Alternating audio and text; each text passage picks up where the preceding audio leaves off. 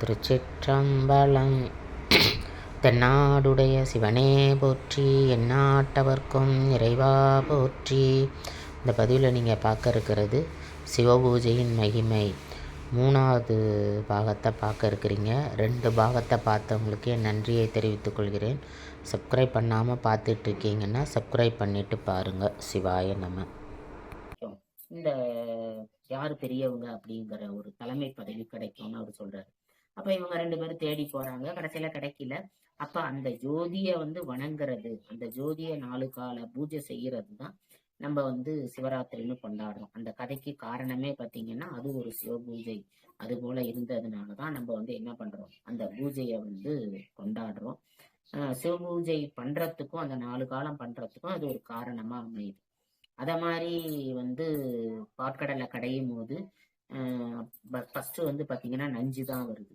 அதை என்ன பண்றா, இவர சுந்தரரை போய் எடுத்துட்டு கொடுக்க சொன்னா அது தொண்டையில மாட்டிக்கிட்டு அந்த கதையும் நமக்கு தெரியும். அப்ப என்னது, அப்ப திருநீல கண்டனாரா அவரு சிவபெருமான் காட்சி கொடுக்குறாரு. அப்ப அந்த விஷம் போகாம இருக்கிறதுக்கு உமாதேவி, அதாவது பார்வதி பூஜை பண்ணினதுதான் அந்த சிவபூஜை மகிமை. அது அவ பண்ற பூஜை தான் நம்மளும் என்ன பண்றோம், நம்ம பண்றோம். அப்ப அந்த மாதிரி சிவபூஜை பண்ணவங்க நிறைய பேர் பலன் அடைஞ்சவங்க, நிறைய நமக்கு புராண கதைகள்லாம் இருக்கு. இப்பயும் சிவபூஜை பண்றவங்களுக்கு எவ்வளவு சிறப்பு கிடைக்குதுங்கிறத நம்ம தாராளமா நிறைய பேரை பார்க்கலாம். எங்க ஊர்ல கூட பாத்தீங்கன்னா சிவபூஜை செய்யற ஒருத்தர் சொன்னோன்னே, ஆறுமுகநேரியில நான் இருக்கும்போது அவருக்கு குழந்தை இல்லாம இருந்துச்சு. அப்ப அவர் டெய்லி சிவபூஜை பண்றவரு. குழந்தை வேணும், கிட்டத்தட்ட ஒரு 10 வருஷம் குழந்தையே இல்லை அவருக்கு திருமணமாகி. அப்ப அவர் என்ன பண்றாரு, காரைக்கால் அம்மையார் கோயில்ல போய் வேண்டிக்கிறார். அங்க என்ன விசேஷம் அப்படின்னாக்கா, 2 மாம்பழம் எடுத்துட்டு போகணும். நம்ம என்ன வேண்டுதல் வைக்கிறோமோ அந்த மாம்பழத்துல ஒன்ன அங்க வச்சுட்டு ஒன்ன திரும்ப பூஜை முடிஞ்ச வரைக்கும் ஒன்ன திருப்பி நம்மள்டே கொடுப்பாங்க. அந்த மாதிரி கொண்டு வந்த பழத்தை இவருக்கு அவர் மனைவிட்ட கொடுத்திருக்கிறாரு. அவங்க அதை சாப்பிட்ட பிறகுதான் அவங்க குழந்தை அவங்களுக்கு உருவாச்சு. இதுல இப்ப நம்ம சொன்னோம்னா மாதிரி சிவபூஜை பண்ணாரு, அப்புறம் அவர் வேண்டிக்கிட்டாரு, மாம்பழம் கிடைச்சிது, அதனால அவருக்கு குழந்தை வந்தது அப்படின்னு சொன்னா நிறைய பேர் நம்புறதுக்கு அவ்வளவுதான். இதெல்லாம் என்ன வாழ்க்கையில எல்லாரும் இதுலயும் நடக்கிறது, சிவபூஜை பண்ணதுனாலதான் கிடைச்சதுன்னு எப்படி சொல்ல முடியும்? சொன்னா அவங்க 10 வருஷம் இருந்து குழந்தை பிறந்தவங்கன்னா எத்தனையோ பேர் இருக்காங்க அப்படின்னு குதர்க்கமா சொல்றவங்க எல்லாம் இருக்காங்க. ஆனா ஏன் அப்படிதான் கிடைச்சிது அப்படின்னு நாங்கெல்லாம் நம்புறதுக்கு என்ன காரணம்னா, அவருக்கு பொம்பளை குழந்தைதான் பிறந்துச்சு. பிறந்த உடனே அப்ப அந்த குழந்தையோட நட்சத்திரத்துக்கு என்ன பேர் வைக்கணும் அப்படின்னு ஜோசியரை போய் கேட்கிறாங்க. அப்ப அவரு சொல்றாரு, பாவரிசையில எந்த பேர் வேணாலும் வைக்கலாம் அப்படின்னு. பாவரிசைன்னா பாமான்னு வைக்கலாம், போனான்னு வைக்கலாம், இப்படி எது வேணாலும் வைக்கலாம். அப்ப அவரு ஜோசியர் இந்த மாதிரி பேரெல்லாம் வைக்கலாம் அப்படின்னு சொல்லிட்டு அவர் சொன்னாராம், புனிதவதின்னு பேர் வைங்க அப்படின்னு சொன்னாராம். அவருக்கு இந்த மாதிரி மாம்பழம் எடுத்துட்டு சாப்பிட்டு இவங்க குழந்தை உண்டாயிருக்காங்கிறதெல்லாம் தெரியாது. இருந்தா கூட அவர் எத்தனையோ பேர் இருந்தா கூட இந்த புனிதவதி, ஏன்னா அது காரைக்கால் அம்மையாரோட பேர், அந்த பேரை அவர் சொல்றாருன்னா நினைச்சு பாருங்க. அப்ப இது இறைவனோட கருணை தானே. அப்ப அந்த மாதிரி சிவபூஜை பண்றதா இப்பயும் அந்த சின்ன பொண்ணு பத்தி இப்ப பெரிய பொண்ணா இருப்பா, அவ பாத்தீங்கன்னா அவ்வளவு அழகா திருமுறை எல்லாம் இப்ப ஓதுற. அந்த மாதிரி ஒரு பெருமை சிவபூஜைக்கு நினைச்சது கிடைக்குது அப்படின்னு. அப்ப யாரு பெரியவங்கன்னு போட்டியிட்டதுனால ஒரு பூஜை வந்தது. அதே மாதிரி உமையம்மை பூஜை பண்ணதுனால இந்த சிவபூஜை பண்ற ஒரு பழக்கம் நமக்கு வந்திருக்கு. அப்ப அந்த மாதிரி இதெல்லாம் சிவபூஜை பண்றவங்க பண்ற அந்த அந்த மகிமை, இந்த சிவபூஜையோட மகிமை. அதே மாதிரி சிவபூஜை, இப்ப சிவபூஜை பண்ணும்போது பாத்தீங்கன்னாக்கா நிறைய பேர் தீட்சை எடுத்து பண்ணுவாங்க. இப்ப சிவபூஜை பண்றதுலே நிறைய இருக்கு. அதாவது என்னன்னா, ஃபர்ஸ்ட் எடுக்கிறது சமய தீட்சை அப்படின்னு சொல்லுவாங்க. அடுத்தது பாத்தீங்கன்னாக்கா சமய தீட்சை பண்ணிட்டு அதுக்கு அடுத்த பூஜை சிவபூஜை அப்படின்னு சொல்லுவாங்க. சிவபூஜை இல்லைன்னாக்கா அந்த பூஜையை சிவலிங்கத்தை வச்சு நம்ம பூஜை பண்றது. அப்ப அந்த மாதிரி படிப்படியா நம்ம பூஜைகளை அந்த சிவபூஜை பண்றதுல இருந்து அதுக்கும் பல பல படிகள் இருக்கு, எப்படி பூஜை பண்றது அப்படின்னு. கடைசியில அதாவது சன்னியாசி வாழ்க்கை வாழுறாங்க பார்த்தீங்களா, அவங்க செய்யற பூஜை, அதை அவங்க வீட்டுக்கே போகாம அந்த மாதிரி எல்லாம். இப்ப சிவபூஜை பண்றவங்க என்ன பண்ணுவாங்கன்னா, சாதாரணமா இப்ப ஒரு சமய தீட்சை எடுத்தவங்க என்ன பண்ணுவாங்கன்னா, வெறுமனே ஒரு திருநீரும் ஒரு பஞ்சபாத்திரமும் வச்சு வேற எதுவுமே இல்லாம அந்த மந்திரங்கள் எல்லாம் சொல்லி, அதுவும் சிவபூஜை தான். ஆனா வந்து என்னது அதாவது இறைவனை, அதாவது சிவபெருமான நான் என்னோட ஆத்மார்த்த தெய்வமா ஏத்துக்கிட்டேன் அப்படின்னு. ஏன்னா சிவபெருமானை தவிர எனக்கு வேற எந்த தெய்வமும் கிடையாது, சிவபெருமான் மட்டும்தான் என்னோட தெய்வம் அப்படின்னு ஏத்துக்கிறது. அதாவது இந்து சமயத்துல இந்துவா இருக்கிறவங்க அப்ப அந்த மாதிரி ஒரு பூஜை ஃபர்ஸ்ட் எடுத்துக்கணும். இது எப்ப எடுக்கணும் அப்படின்னு சொல்றாங்கன்னா, ஒரு 7 வயசுலயே சமய தீட்சை எடுக்கணும் அப்படிங்கிறாங்க. இப்ப அதுல வந்து ஒரு பக்குவப்பட்டவங்களுக்கு தான் அடுத்தது சிவபூஜை பண்றது. அதாவது சிவலிங்கத்தை வச்சு நம்ம கோயில்ல எப்படி பூஜை எல்லாம் பண்றோமோ அது மாதிரி பூஜை பண்றது. அப்ப கொஞ்சம் கொஞ்சமா சிவபூஜை பண்ணிக்கிட்டு வரும்போது அந்த ஆத்மார்த்த பூஜை பண்ற அந்த தகுதி, அந்த ஒரு பொறுமை அவங்களுக்கு எல்லாமே கிடைச்சிரும். அந்த சாதனம் அவங்களுக்கு அமையும் அப்படின்னு சொல்றாங்க. அப்ப அந்த மாதிரி பூஜை பண்ற ஒரு இப்ப நம்ம வந்து உருவத்தை பார்த்து இல்ல சிவலிங்கத்தை பார்த்து அபிஷேகம் பண்ற எல்லாம் செய்வாங்க. அதையே வந்து பாத்தீங்கன்னா ஆத்மார்த்தமா நம்ம மனசுக்குள்ளேயே சிவனை கொண்டு வந்து ஆவாகனம் பண்ணி நம்ம பூஜை பண்றது, அது வந்து ஆத்மார்த்த பூஜை அப்படின்னு சொல்லுவோம். அப்ப இந்த மாதிரி சிவபூஜையில நிறைய வகைகள் பண்றது இருக்கு. ஒவ்வொருத்தவங்களும் அவங்கவுங்களுக்கு எது எது பிடிக்குதோ அதை அவங்க வந்து பண்ணலாம். அப்ப இந்த சிவபூஜை அந்த மாதிரி பண்ணும்போது இந்த மாதிரி நன்மைகள்லாம் நமக்கு நிறைய வந்து நடக்குது அப்படின்னு சொல்றாங்க. அப்புறம் அதோட இல்லாம இன்னும் என்னன்னாக்கா, சிவபூஜை இப்ப ஒரு ஒரு இடத்துல வந்து ஒரு சிவபூஜை ஒருத்தர் சொல்லி கொடுக்குறாங்கன்னு வச்சுக்கோங்களேன். இப்ப உங்களுக்கு வந்து சிவபூஜை எடுக்கிறதுக்கு வந்து உங்க டைமோ இல்ல நேரமோ இல்ல ஏதோ ஒண்ணு உங்களால எடுக்க முடியல. இன்னும் சில பேர் என்ன கேட்பாங்கன்னா, நான் வந்து நான்வெஜ் சாப்பிடுறேன், நான் சிவபூஜை பண்ணலாமா அப்படின்லாம் கேட்பாங்க.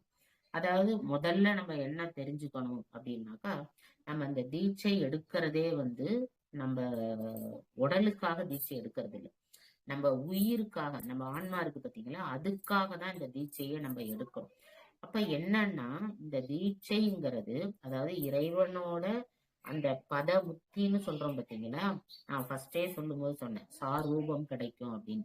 அந்த சாயுச்சியம் அடையறதுக்காக தான் நம்ம வந்து இந்த சிவபூஜையே செய்கிறோம், சிவனை வந்து நம்ம தெய்வமா ஏத்துக்கிறோம்.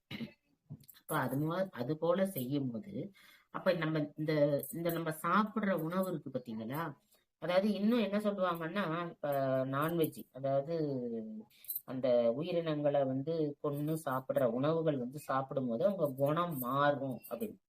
இப்ப நம்ம அந்த குணம் எல்லாம் எங்க இருக்கும் அப்படின்னு பாத்தீங்கன்னா நம்ம உடல்ல தான் இருக்கும். இப்ப நம்ம கோவப்படுறதோ சிரிக்கிறதோ அழறதோ எல்லாமே எது செய்யும், நம்ம உடம்புதான் செய்யும். அப்ப நம்மள மாத்துறது எது, இப்ப நம்ம அமைதியா இருக்கணும் அப்படின்னு நினைச்சோம்னா அப்ப என்னது, அந்த நான்வெஜ்ஜை விட்டுடணும். அப்ப சாந்தமான உணவுகளை எடுத்துக்கணும். இன்னொன்னு என்ன சொல்றாங்கன்னா, ஒவ்வொருத்தவங்களுக்கும் ஒரு தர்ம உணவு விதிக்கப்பட்டிருக்கு. இப்ப உதாரணமா பாத்தீங்கன்னாக்கா, ஒரு கோழி இருக்குன்னு வச்சுக்கோங்களேன், அந்த கோழிக்கு வந்து புழு அது வந்து உணவா கொடுக்கப்பட்டிருக்கு. அதே மாதிரி ஒரு சிங்கத்துக்கு வந்து பாத்தீங்கன்னா ஒரு ஆடு உணவா கொடுக்கப்பட்டிருக்கு.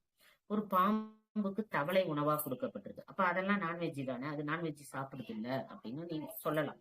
இப்ப ஒரு சிங்கம் வந்து ஒரு மானை அடிச்சு சாப்பிடுது, அப்ப அதுவும் நான்வெஜ் தானே, அது சாப்பிடுது இல்ல. ஆனா மனிதனுக்கு வந்து தர்ம உணவு எதுன்னா தாவரங்கள் மட்டும்தான் விதிக்கப்பட்டிருக்கு. அவனுக்கு வந்து எந்த உயிரினத்தையும் அடிச்சு சாப்பிடுற உணவு வந்து தர்ம உணவுன்னு சொல்லல. அப்ப அவனுக்கு என்ன, இப்ப சிங்கத்துக்கு வந்து உணவு வந்து மான், ஒரு ஆடு, அப்ப அது தர்ம உணவுல ஆயிரும். அப்ப அதுக்கு என்ன ஆகாது, அந்த பாவம் சேராது. ஏன்னா சிங்கம் போய் ஒரு புல்ல சாப்பிட முடியாது. இப்ப யானை வந்து ஒரு சிங்கத்தையோ இல்ல ஒரு மானையோ சாப்பிடுதுன்னு வச்சுக்கோங்களேன், கண்டிப்பா யானை சாப்பிடாது, ஏன்னா அது தாவரத்தை தான் சாப்பிடுது. ஏன்னா யானைக்கு தாவரம் தான் உணவா தர்ம உணவா கொடுத்திருக்காங்க.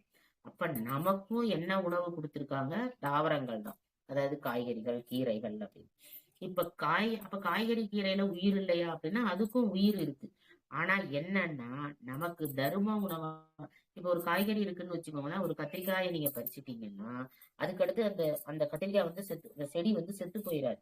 அதுக்கு அடுத்தது என்ன ஆகுது, அதுக்கு தேவையான அடுத்த கத்திரிக்காயை உருவாக்குது, மறுபடியும் அதால உருவாக்க முடியும். அப்ப ஒரு உயிரை கொன்னு நம்ம சாப்பிடல, அதுக்கும் உயிர் இருக்கு. ஆனா அதோட வாழ்வியலை முடிச்சுட்டு நம்ம சாப்பிடல. ஒரு கோழிங்கிறது அதோட வாழ்நாளே முடிச்சிடுறாங்க. அப்ப அது வந்து என்னது, அதர்ம உணர்வாக ஆகிறது. அப்ப அந்த பாவம் நமக்கு சேருது.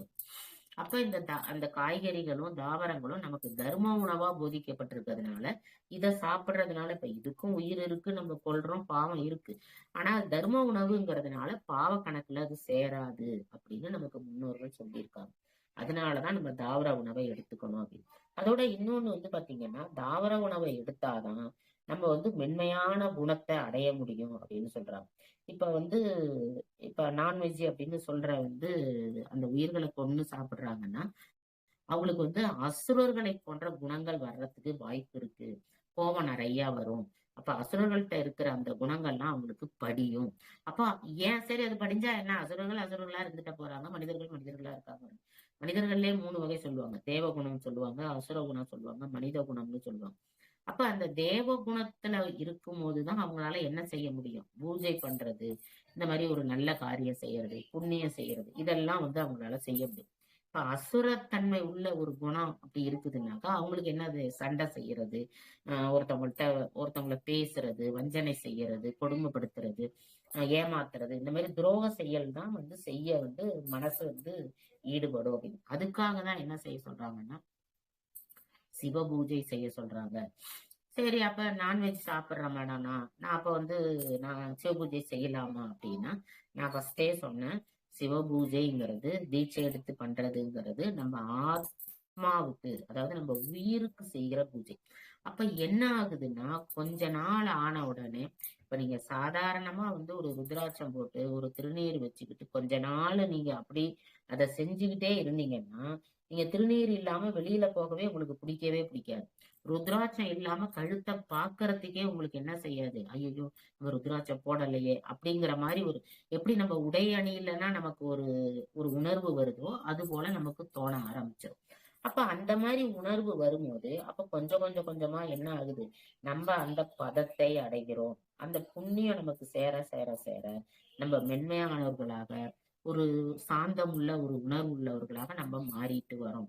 அப்ப நம்ம வாழ்க்கையில என்ன ஆகுது, அடுத்தவங்களுக்கு பொய் சொல்றது, அடுத்தவங்க கூட சண்டை போடுறது, அடுத்தவங்களை திட்டுறது, அந்த மாதிரி இதெல்லாம் இல்லாம நம்ம வந்து மென்மையா ஆயிட்டே வர்றதுனால யாருக்கும் எந்த ஒரு ஒரு தீய காரியம், தீவினைன்னு சொல்றோம் பார்த்தீங்களா, எதுவுமே செய்யாம நல்ல காரியங்களை செய்ய ஆரம்பிக்கிறோம். அப்ப நல்ல காரியங்களை செய்யும் போது ஆட்டோமேட்டிக்கா நமக்கு என்ன ஆகுது, அந்த புண்ணியம் வந்து சேர்ந்துருது. அப்ப என்ன ஆகுதுன்னா ஆட்டோமேட்டிக்கா நம்ம அந்த அசுரத்தன்மை கொடுக்கக்கூடிய அந்த உணவுகளை நம்ம என்ன பண்றோம், தவிர்க்க ஆரம்பிச்சிடுறோம் அப்படின்னு. அப்ப திருநீர் பூசிக்கிட்டாலும் ருத்ராட்சம் போட்டுக்கிட்டாலும் படிப்படியாக நம்ம மனநிலை குறைவதற்கு நிறைய வாய்ப்பு இருக்கு.